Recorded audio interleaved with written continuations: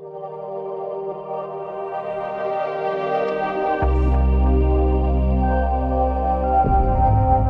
Academia de la Magistratura es el órgano oficial de capacitación del sistema judicial y fiscal peruano, reconocido constitucionalmente.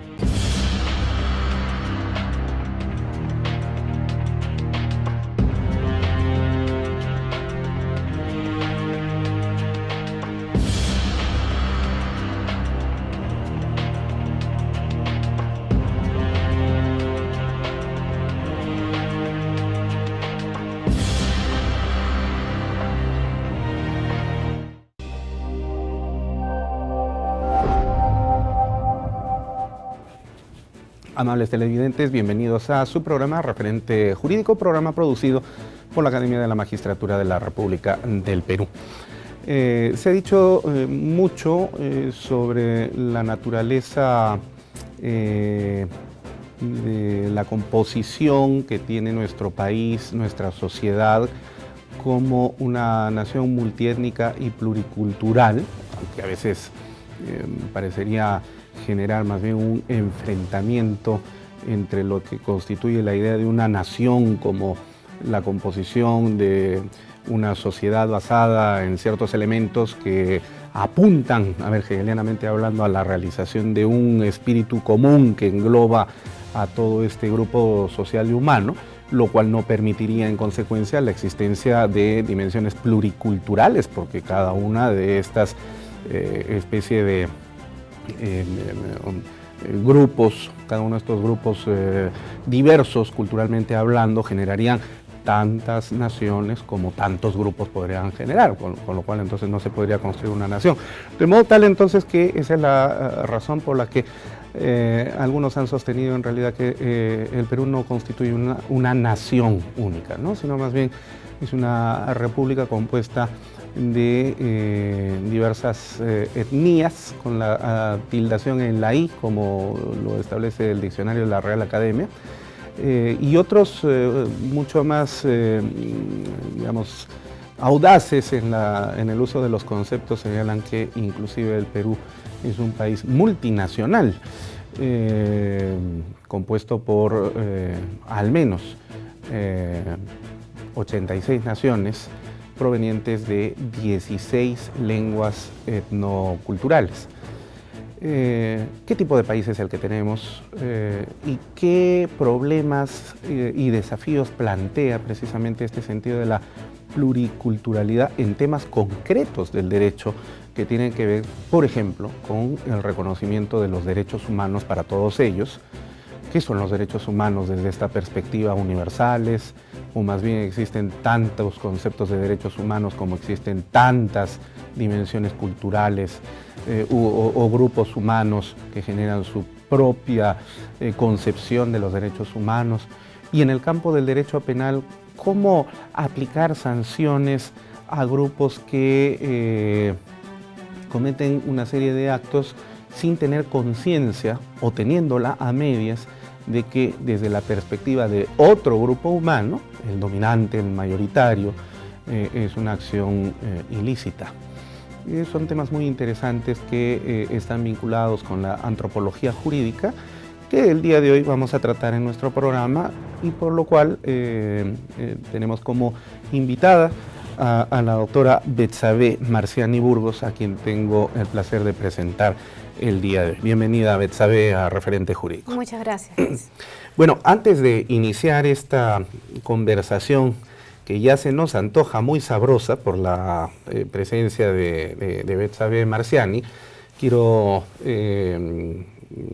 resumir brevísimamente su currículum vitae, un extenso currículum, dicho sea de paso. Betsabe Marciani Burgos es abogada egresada de la Pontificia Universidad Católica del Perú, doctora en Derecho por la Universidad de Castilla-La Mancha y especialista en argumentación jurídica por la Universidad de Alicante. Entre otros varios textos, es autora de Tolerancia y Derechos, el lugar de la tolerancia en el Estado constitucional, texto publicado en Barcelona, en la editorial Atelier, en el año 2016, El derecho a la libertad de expresión y a la tesis de los derechos preferentes, publicado en Lima en el año 2004, y un sinnúmero de artículos de investigación publicados dentro y fuera del Perú. Además, ella es profesora de argumentación jurídica de la Academia de la Magistratura, una brillante académica y jurista a quien nosotros apreciamos mucho y, por supuesto, tenemos el grato placer de tenerla el día de hoy en Referente Jurídico. Bien, Sabi, vamos a iniciar entonces esta conversación sentando algunas definiciones básicas, algunos conceptos que nos van a servir, digamos, desde una perspectiva epistemológica para poder construir luego la argumentación que nos lleve a tratar de, si no resolver, y creo que no vamos a poder resolver definitivamente este problema, por lo menos plantear algunas propuestas que pueden ser tomadas en consideración a la hora de generar los debates que tiendan precisamente a identificar algunos términos de resolución de estos problemas sociales que se nos presentan. ¿Qué diferencias, qué relaciones existen entre los conceptos de pluriculturalidad, multiculturalidad, interculturalidad y comunitarismo? Bien, bueno, muchas gracias antes que nada por la invitación. A ver, el multiculturalismo, la multiculturalidad es un fenómeno que se presenta cuando dentro de un Estado tenemos muchos grupos étnicos, muchas culturas, ¿no es cierto? Y entonces empiezan a presentar estos problemas a los que tú muy bien te has referido, ¿no? Visiones del mundo distintas, sistemas normativos distintos, morales o incluso jurídicos, ya cuando hablamos de pluralismo jurídico, por ejemplo, ¿no? Y entonces el multiculturalismo se enfrenta a la pregunta de cómo gestionamos esta diversidad cultural, ¿no? El pluralismo, ¿no? Es un concepto muy trabajado por los sociólogos. Yo, por cierto, no soy socióloga, soy filósofa del derecho, y que se refiere precisamente a la idea de también la diversidad que se puede presentar además en distintos ámbitos.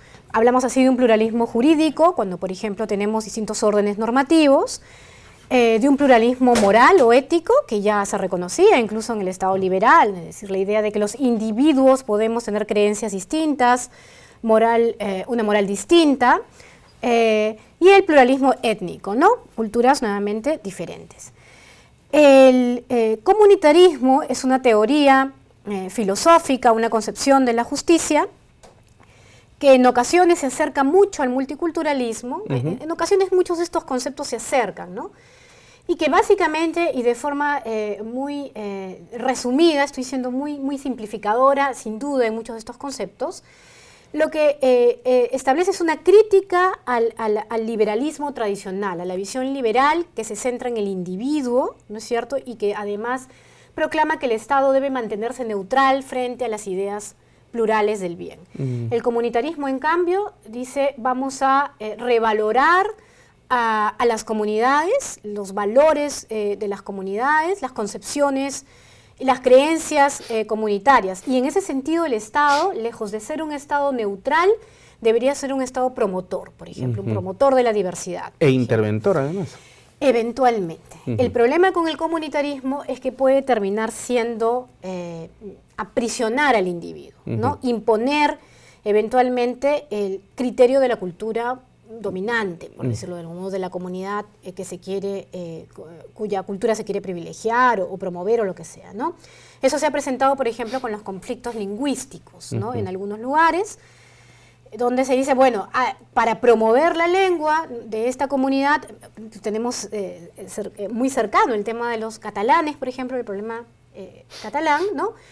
Y desde una visión más comunitarista uno diría, bueno, si queremos apoyar y respaldar la cultura, esta cultura o esta idea de comunidad o esta nación, ¿qué es comunidad? Ya en sí es un problema, ¿no? Entonces debemos proteger y darle prioridad a la lengua catalana por sobre la española. Y entonces, claro, ahí viene el problema de, bueno, ¿y qué hacemos con los individuos? Que, bueno, en fin. Y finalmente se habla mucho hoy en día de interculturalidad, ¿no? Y la interculturalidad me parece que es una propuesta muy atractiva porque lo que se ha criticado mucho al comunitarismo y a cierto tipo de multiculturalismo es el haber visto a las culturas como si fueran elementos aislados, ¿no es cierto?, que no se mezclan, que no salen, decir, como si fueran, dicen autores... ¿Compartimentos estancos? Exacto, piezas de museo, prácticamente, que hay que preservar, ¿no es cierto?, para que no sean contaminadas. Hay que echarles formol. Exacto, sí, y bueno, en primer lugar eso no es cierto, porque la mezcla, ¿no?, el mestizaje probablemente está más presente de lo que nosotros creemos, incluso en esos contextos multiculturales. Y entonces, al contrario de eso, la interculturalidad lo que pretende es que se respeten las creencias de los diferentes, o los espacios de las diferentes culturas que entran en comunicación. Entonces es una apuesta por la comunicación, por el diálogo, por ejemplo, ¿no?, desde el respeto a las comunidades, pero también estableciendo diálogos que nos permitan incluso cambiar, por ejemplo, ciertos comportamientos que empezamos a entender que de repente no son los mejores o los más correctos. Sí. Ahora, estos conceptos son más o menos incorporados en el Estado dependiendo del tipo de Estado que se adopte en un país determinado. Por ejemplo, no va a haber la misma recepción en un Estado liberal que en un Estado constitucional de derecho, por ejemplo. Sin duda, ¿no es cierto? ¿Cuál es entonces, a tu modo de ver las cosas, qué sería lo más propicio para un país como el nuestro, que tiene estas características multiétnicas, pluriculturales, desde la perspectiva de la conformación del Estado peruano, para poder generar en un sentido democrático precisamente, no la absorción ni la inclusión, sino más bien, como decía Giovanni Sartori, la producción de una democracia intercultural que permita precisamente esas relaciones de paridad, de equiparidad? ¿El Estado constitucional de derecho sería la mejor opción? Es una muy buena pregunta, porque para algunos el Estado, incluso el modelo de Estado constitucional es demasiado limitado. Yo creo que no. Mi apuesta no va por ahí. El Estado liberal tradicional, ¿no?, el Estado del siglo XVIII, XIX, ciertamente pensaba en una sociedad homogénea. Eso lo dice Zagrebelsky con mucha razón.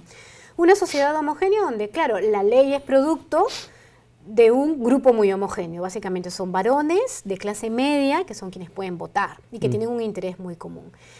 Si pensamos en las sociedades, los estados constitucionales actuales, ¿no es cierto?, estamos hablando, al contrario, de sociedades heterogéneas, ¿no?, donde no solamente está el dato del pluralismo ético, por ejemplo, ¿no?, pensamos ya de formas muy diversas, incluso como individuos, tú y yo eventualmente tenemos visiones de la ética muy diversas o creencias muy diversas, sino que además está el dato del pluralismo cultural, que ya el Estado constitucional, como tú dices, lo empieza a entender y a considerar que hay que tratar de algún modo, al contrario del Estado liberal tradicional, que no lo comprendía o pretendía, como tú dices, asimilar al modelo, digamos, oficial de la mayoría. En ese sentido, el Estado constitucional da muchas más oportunidades, ¿no? Y yo creo que admite el pluralismo jurídico, pero también es verdad que establece límites. Límites que en algunos casos se basan en principios claramente liberales, como por ejemplo el respeto de la dignidad del individuo y de la autonomía de los individuos. Y en ese sentido hay pues una visión individualista que no necesariamente niega que puedan existir derechos colectivos, hablábamos un poco antes, incluso podría aceptarse derechos de la naturaleza, como pueden hablar algunas constituciones como la ecuatoriana, me parece. Pero el límite final, por ejemplo, en los casos de conflictos, están dados en la dignidad del individuo. Y ese es un límite que tiene digamos, una raíz liberal y que sigue defendiendo el Estado constitucional, sin lugar a dudas. Esa es la posición que yo creo. Ya, pero ese concepto de dignidad también es un concepto que a veces, al caer en el relativismo en el que estamos viviendo en los últimos tiempos, parecería que no ayuda mucho a la configuración de un Estado, ¿no? Porque ¿qué cosa es la dignidad? Bueno, tu pregunta es muy buena y eso es algo que siempre conversamos con los alumnos, incluso en argumentación, con los jueces, por ejemplo, ¿no? El Estado constitucional, claro, frente al Estado liberal, no solamente nos habla de reglas claras, ¿no es cierto?, de ley, las leyes están establecidas como reglas que establecen si usted hace esto, entonces va a pasar tal cosa, sino que nos habla de principios. Los derechos son claramente principios, están enunciados claramente como principios. La dignidad, claro, pero los principios, no obstante ser los elementos quizás más importantes del sistema del Estado constitucional, los derechos son principios, son sin embargo los más vagos y los más indeterminados. Y eso es lo que le da, por ejemplo, al juez una enorme capacidad, una enorme discrecionalidad, y por eso consideramos importante que los jueces desarrollen pues un razonamiento jurídico, una teoría de la argumentación, en fin, etc. Sí, pues habría que rastrear cuáles son los mínimos. Es verdad que la dignidad puede ser entendida, digamos, no podríamos establecer una regla que diga la dignidad es solo esto, pero hay cosas que sí consideramos, podríamos llamar núcleo duro de la dignidad. Por ejemplo, no ser esclavizado. Por ejemplo, no ser torturado, dejando muy claro qué cosa es tortura. No estamos hablando ya eventualmente de tratos inhumanos, degradantes, donde ya podemos entrar en un nivel de discusión, sino tortura. Y cosas por el estilo, ¿no? Y entonces uno diría, bueno, cuando hablamos de eso, estamos hablando de dignidad, claramente, y de un límite que resultaría infranqueable, ¿no? Ok. Bueno, vamos a hacer una primera pausa para continuar el programa. Gracias. No se vayan, ya regresamos en Referente Jurídico para seguir conversando con Betsabe Marciani sobre pluriculturalidad y Estado de Derecho. Permiso.